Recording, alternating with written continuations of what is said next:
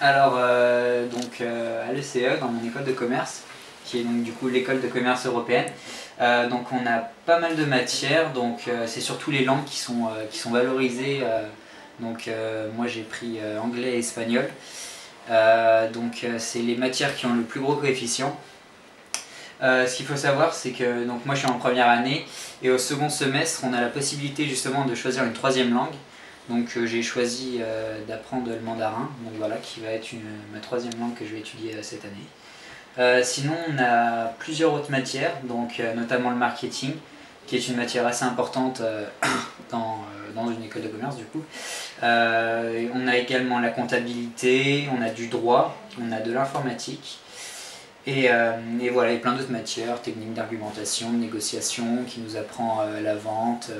Voilà, aussi une matière qui est l'introduction aux analyses stratégiques, qui permet d'analyser toutes les stratégies que mettent en place les entreprises. Voilà. Du coup, au premier semestre, les emplois du temps sont pas vraiment sont pas très chargés. Par contre, à partir du second semestre, les emplois du temps commencent à être un petit peu plus chargés. Voilà. Moi j'étais élève dans le centre scolaire aux Lazaristes, voilà, donc j'ai fait mon lycée là-bas. Je me suis dirigé dans la filière ES, économique et sociale du coup. Donc j'ai passé mon bac, je l'ai eu avec mention assez bien.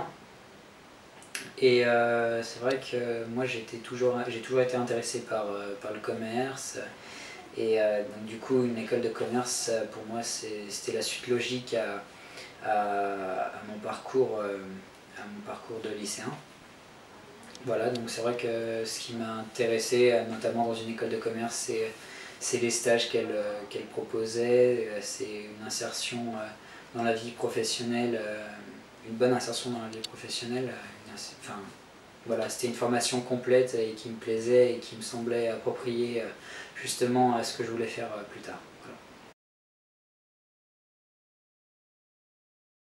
Je n'ai pas de projet professionnel vraiment défini.